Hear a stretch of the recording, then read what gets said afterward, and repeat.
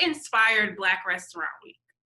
Sure. So our business partner, Warren, came up with the idea. He actually is a wine distributor for South African wine. Him and his father own a distribution. And so he deals a lot with the restaurant industry. And so he just realized there was an opening for that for Black-owned restaurants.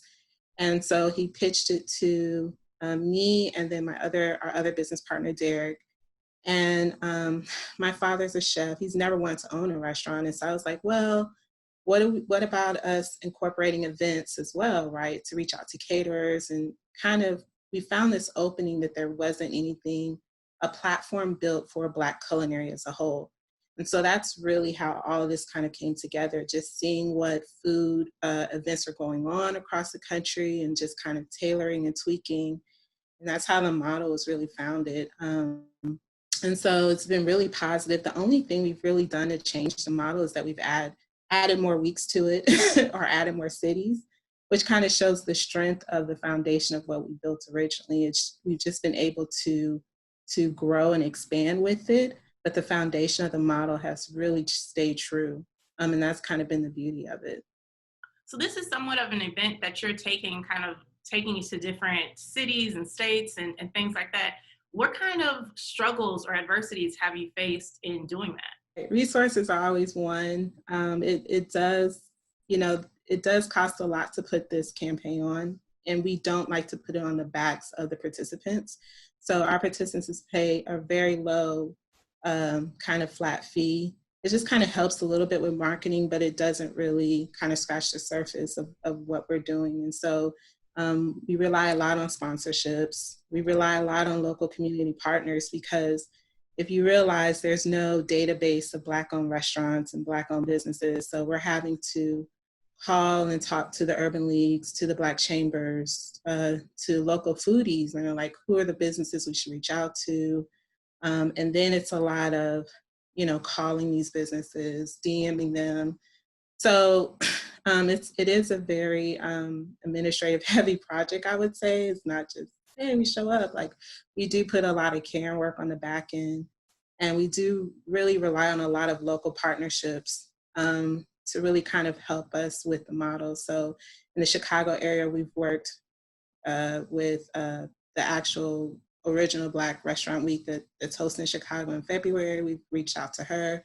In St. Louis, we reached out to some culinary partners. This year, Cisco Corporation is helping support the project, so they're supporting us as well.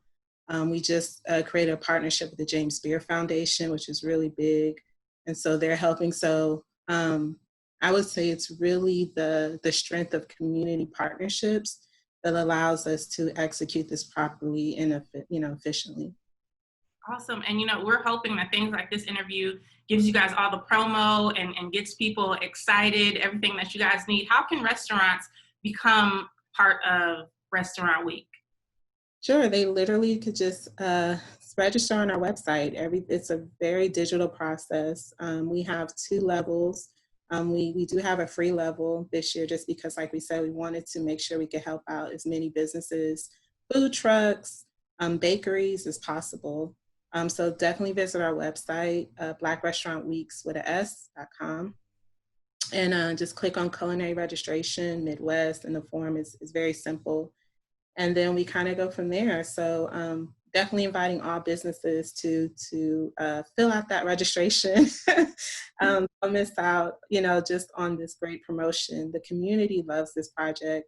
We always tell people the easiest part is getting people to come out and eat. So, we've seen like so many businesses in Houston, kind of prosper this week. I mean, some were literally like, I was on my last leg, and just, the grace of this campaign has allowed me to like keep moving forward. And so we want to bring that same energy, to the Midwest. What does it look like virtually? So, so the beautiful thing is this pandemic allowed us as an organization to really build out our website better. And so our website is built more like a business directory now. So we're gathering a lot more information from the restaurants when they register, what delivery services they're on, what type of like parking situation do they have, what business hours are open. So this allows the public to just have a lot more sources at their fingertips before they make their decision. And so they're able to call and do those Uber Eat orders or, do those delivery orders. We're also providing the restaurants tamper labels. I don't know if you see, like when you go take out, they put the stickers on your box. So we have branded tamper labels. We do this Black Restaurant Week bingo game where if you dine at 5 places, we'll give you a gift card to one of the restaurants. So there's little things that we do to keep the community engaged throughout the week. But we definitely are stressing social distancing. We don't want anyone to feel like you need to be in a restaurant to get the special. It's definitely something where we want the community to feel safe and comfortable in this situation. What do you hope the outcome will be? Really, I think that with this being our first year doing a region, really our first region period for the year, we just really want to see the community support. It allows us to build upon that. So we've just wrapped up 5 years in Houston, and every year the campaign gets stronger. This year we featured over 60 businesses, within the model. The first year we did Houston, we had like 20. So just seeing the growth of that and seeing the growth of the community looking forward to it, the businesses are looking forward to it. Like they'll call us in January, or like, what are the dates I can put on my calendar? You know what I mean? And so we're looking to really just amplify that in the Midwest. We know there's a lot of hidden gems, right, throughout that whole region. And it allows us to tell the story of the Black culinary community. What we've seen a lot is before we come into a market, you can ask someone like, where are the Black-owned restaurants? They're gonna say your soul food. But there's so much more diversity in our community and in our palate. And so being able to start to show all these different stories, right? And so that's really what we want. We just want to bring this awareness for the businesses, just so that they can continue to prosper throughout the year. It kind of saddened us when we come back the next year and a business is closed. Like we never really want to see that. And so for us, it's just strengthening this platform and strengthening the businesses. And really at the end of the year, our short-term goal is to, at the end of the year, have this national database now of just Black culinary businesses. So now if another situation happens and people are like, I need to support Black owned, or you're traveling and you're like, I want to go to a restaurant, like now you have a resource that's up to date and that's very easy to use for you to say, okay, who can I support in this local city? So that's really important for us. I think that's so awesome because, like you said, when everything started happening and we kind of became conscious of maybe I'm not supporting as many Black-owned businesses as I think I am. And then the internet started to be flooded with, hey, I'm a Black-owned business. And I'm like, I didn't even notice all these businesses are in Chicago that I could have been going to and I would have been going to, but I just didn't know. So that's a great point about keeping a database. And honestly, when we talk to some of the restaurant owners, that's what they say. Most of the time they fail is just because people don't know they're there. And it's not that people wouldn't support them. They just, most Black-owned businesses, their capital, they're not starting off with as much capital as other entities. So when you talk about marketing, public relations, even food photography, these are things that they just don't have that extra liquid capital. For this year, it's really about just visiting those local Black-owned businesses and just showing your support that way. And they're offering a special just to help you come in and spend your money more affordably. So you can eat at multiple places throughout the week and not take a hit on your budget. But what we are doing really this year for fun is we are hosting our bartending competition virtually this year. So we hosted like a virtual week. We've been doing these virtual culinary weeks, and we did one with Maker's Mark, and all the bartenders were talking trash to each other, like Philly's better than Atlanta. We were like, okay, well, let's see who's really the best. And so we thought this would be really cool to do a national cocktail competition. It's set up like March Madness style, where we'll have like cities battling each other, and the grand prize winner is going to get $5,000 cash.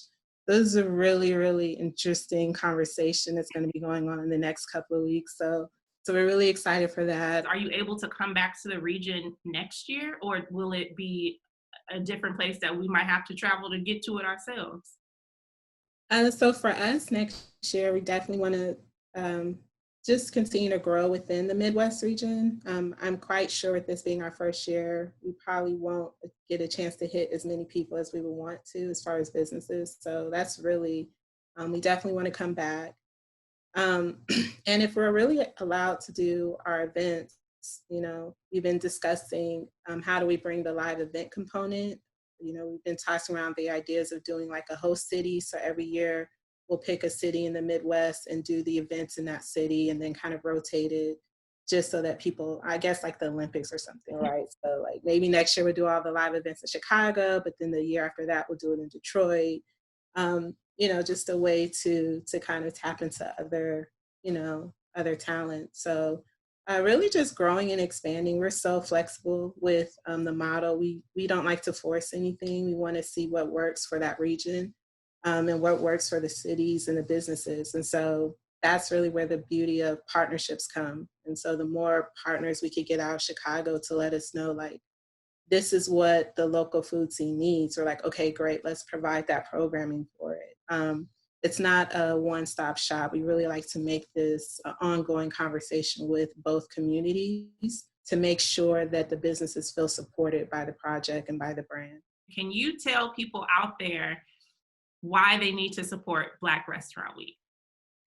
Right. So I would say it's really about supporting those businesses that support our community first. And so as you've seen with COVID, with any time there's tragedy that strikes in the community, the Black-owned restaurants are usually the first at the table, feeding the community, feeding the first responders. We've seen restaurants do free food for the kids who aren't in school right now, who need, those meals. So I would say pour into them as they have poured into your community.